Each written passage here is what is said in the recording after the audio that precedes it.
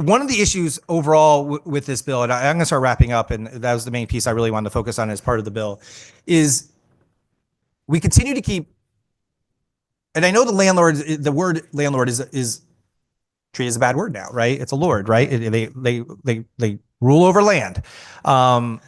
We change, nomenclature a lot in this society these days about changing what you can call, a mother, or you call female, whatever. But we don't change landlord. I've been trying to use housing provider as much as possible, but no one else wants to do that because I think landlord is a good word to use to make them the bad guy. But I will say that we do continue to keep stripping their rights away. I think that's a problem. We have a situation here where you're stripping their rights away of who they want to rent to for whatever, theoretically whatever reason they want to be able to rent to within the bounds of the law, the current existing law of can't decide by their race or their creed or whatever. But my point is that we're continue to keep doing this. We will continue to keep losing housing providers. The whole point of this committee should be to get more housing, get more places where people will have a chance to rent, buy.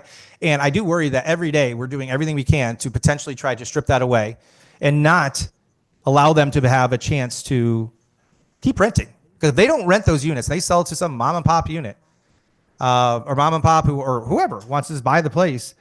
That's out of the rental stock, and that's not good. So I think we need to continue to keep looking as we continue to keep going through every one of these bills to make sure we're not always putting the heavy thumb on the housing providers and making sure we're not only looking at through one lens. I agree we should look at through both lenses, not one lens, both lenses, and making sure we're doing the right things. And I think a lot of times, and a lot of these bills that we're going to go through today are going to be ones where it's very one-sided.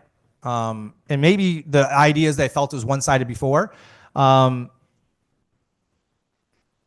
but we do this, and all of a sudden there's less housing stock next year. We're going to be back, and then we're going to all be looking at each other. Well, why is there less housing? Why is we still in the same problem? Why? So I think it's because we're going to lose housing stock, and it's going to be a problem. So I hope we take a look at that as we continue to keep through the debates, as we keep working through these bills, and as we get through negotiate these bills after we're out of here on the JF process, and we can get this talked to before it hits the floor and make sure that we're passing a bill that actually will help. Because I know there's a couple of bills I've talked to the chairs on that we're going to have here today that are just, I think they're actually do a detriment, and we need to make sure we're calling that out and make sure it's clear up front. So thank you, Mr. Chair, for the indulgence, and I'm good for this bill.